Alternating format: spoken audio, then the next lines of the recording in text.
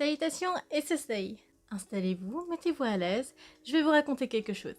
De base, je voulais vous parler d'un sujet qui n'a absolument rien à voir avec celui-ci, mais il se trouve que j'ai eu pas mal de soucis récemment et je voulais vous en parler avant de sortir d'autres vidéos. Il s'agit de mon problème avec mes dessins. Alors, je vous recontextualise un petit peu les choses. Donc, j'étais sur mon bureau en train de travailler sur mon logiciel de montage et mon logiciel de dessin comme à mon habitude. Je commence à dessiner, j'efface, je redessine, j'efface, je redessine, j'efface. Enfin bref, jusque-là, rien d'anormal parce que j'avais déjà tendance à faire ça auparavant, car je ne suis toujours pas habituée avec ma tablette graphique et je ne dessine pas très souvent. Jusqu'à ce qu'un moment, je me tourne et je regarde le réveil qui était posé à côté de moi et je me rends compte que j'ai passé 32 minutes sur un trait d'un dessin.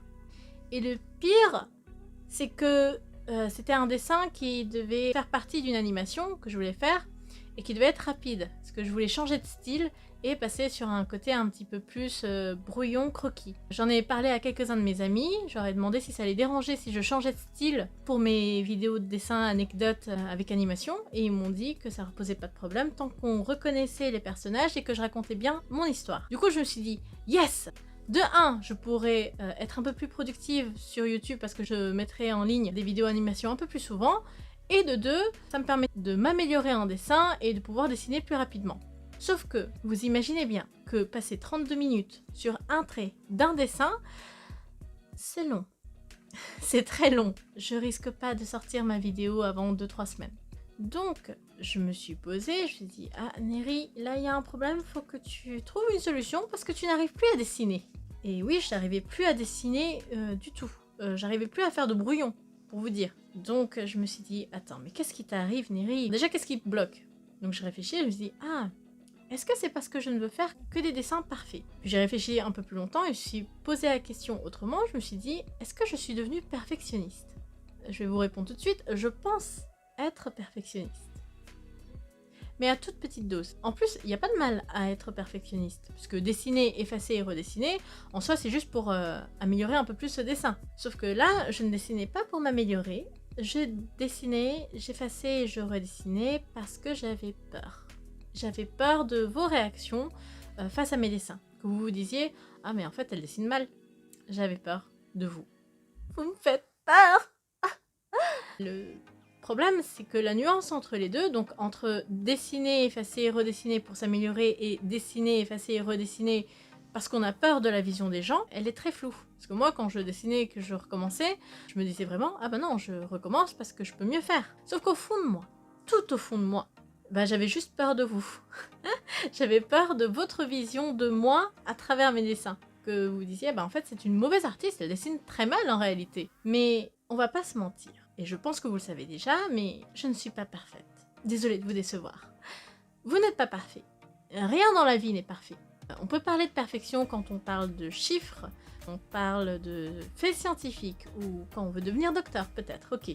Mais je pense que dans la nature ou dans l'art, on ne peut pas parler de perfection. Je pense que la perfection n'existe pas en fait, dans ces domaines-là. Du coup, il y a une catégorie de personnes qui pourra vous dire, oui mais si rien n'est parfait, si tout est imparfait, ben pourquoi chercher à changer et à vouloir évoluer, surtout pour les autres en plus? On peut juste rester soi-même et tout ira très bien.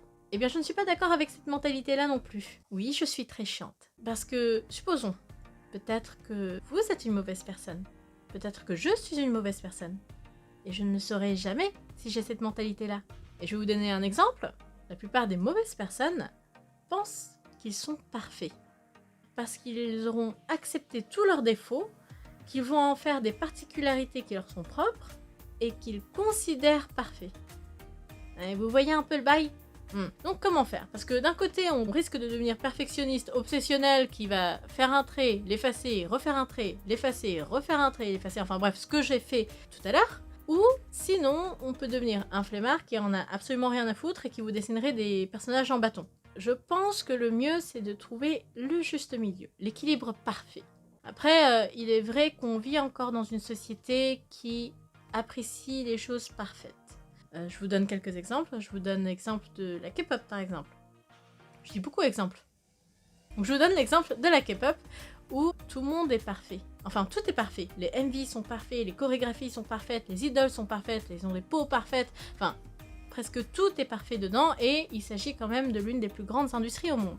En y réfléchissant un petit peu plus, je me rends compte qu'en fait la perfection nous permet de nous sentir un peu plus en sécurité. Enfin, c'est bizarre de dire ça comme ça, mais en fait on peut prévoir pas mal de choses quand les choses sont parfaites. Je vais vous donner un exemple un peu plus concret pour que vous fassiez un petit peu une idée.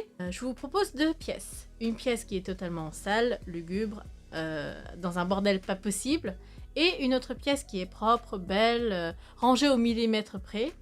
Et je pense que la plupart d'entre nous irions plutôt dans la salle qu'on va considérer parfaite, parce qu'on a moins de chances de se cogner contre un objet, par exemple, ou parce qu'on a moins de chances de tomber malade, parce qu'il y a moins de bactéries dans la salle parfaite que dans l'autre pièce. Après, il faut voir un peu plus loin. Il faut voir autour de nous. Enfin, pas littéralement, mais plutôt voir les personnes très connues, les personnes célèbres ou des artistes qui nous inspirent. On ne les reconnaît pas parce qu'ils sont parfaits. On est d'accord. On les reconnaît parce qu'ils ont un petit truc en plus.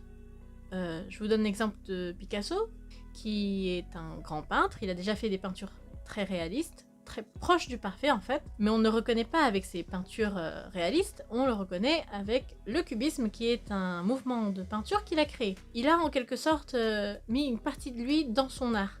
Pareil pour un autre artiste qui est dans un tout autre domaine, Michael Jackson. Donc Michael Jackson est un grand danseur, il maîtrise très bien son corps, il a énormément de techniques. Pourtant je suis sûre qu'à l'époque il y avait aussi d'autres personnes qui pouvaient aussi bien danser que lui, qui pouvaient peut-être même être plus souples que lui. Mais alors pourquoi est-ce qu'on reconnaît ce Michael Jackson? C'est le Michael Jackson. Eh bien c'est parce qu'il avait une touch spéciale, un truc vraiment unique chez lui. Quand on parle de moonwalk, par exemple, on pense directement « Ah, ça c'est du Michael Jackson, ça ne peut pas être quelqu'un d'autre. » C'est quelque chose qu'il a créé et c'est une partie de lui en fait qu'il a réussi à transmettre dans son art. Et je trouve ça très très beau. Et je pense que c'est l'objectif qu'on devrait avoir quand on fait quelque chose.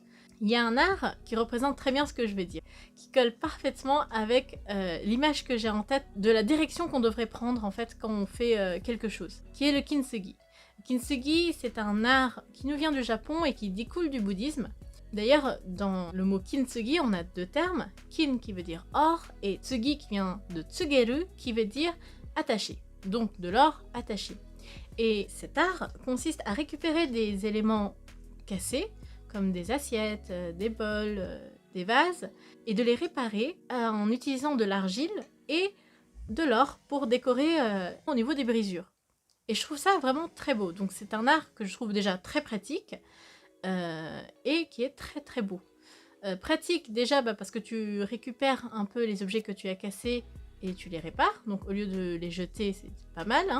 Petite parenthèse, je crois, si je ne me trompe pas, vous pouvez aller vérifier et me dire dans les commentaires si c'est le cas, mais je crois que c'était parce qu'au Japon, ils n'avaient pas la technique pour faire de la porcelaine, et du coup quand ils avaient de la porcelaine brisée, cassée, etc., ils étaient obligés de les renvoyer en Chine ou en Corée pour qu'ils puissent les réparer, et eux les renvoyaient à nouveau au Japon. Donc comme ils perdaient énormément de temps, etc., ils ont fait avec les moyens du bord, et c'est là qu'ils ont, je crois, créé le kintsugi. Fin de la parenthèse. Qui est très beau aussi, parce qu'on peut représenter pas mal de choses de la vie à travers cet art. Je pense qu'on est tous nés avec des défauts ou des particularités, avec des problèmes aussi, et on peut les représenter par ces morceaux de porcelaine qui sont cassés. Après, on peut les laisser comme tels, on peut les laisser briser, on peut très bien vivre comme ça. Il y a des gens qui ne veulent pas évoluer et qui ne veulent pas changer, il n'y a pas de problème. Mais je pense qu'il serait préférable de récupérer tous ces pots cassés et de les réparer. Donc, c'est-à-dire de garder la même structure, de vous garder vous-même, d'être vous en fait, et d'embellir tout ça avec de l'or. Donc pour nous, d'embellir nos particularités qui font de nous ce qu'on est actuellement et ce qui nous rend unique. En plus, ça nous permettrait de garder la même structure, donc de garder notre histoire. Parce que à chaque moment de votre vie, vous allez prendre des décisions, etc. Ça va vous construire et vous allez garder tout ça chez vous. Vous n'allez pas oublier ça ou complètement changer d'objet. Vous allez garder le même vase, mais juste les réparer et les rendre plus belles. Enfin, la rendre plus... un vase. Le rendre plus beau. Je ne sais plus parler. Donc, rendre vos particularités encore plus belles. Un peu devenir une meilleure version de vous-même. Donc, je pense que ça, c'est l'objectif qu'on devrait avoir. En tout cas, c'est ma vision des choses. c'est pas de devenir parfait, et c'est pas non plus de tout abandonner, mais c'est de réussir à devenir une meilleure version de soi-même. Voilà, je pense que j'ai à peu près tout dit. Maintenant, je vais retourner sur mes dessins, je vais tout effacer et tout recommencer à zéro avec cet esprit, l'esprit du kintsugi, le fait d'embellir les choses, les particularités qui font de moi ce que je suis. J'espère que vous avez apprécié la vidéo. Je vous fais plein de gros poutous et je vous dis à la prochaine pour d'autres aventures avec moi. Allez, bisous!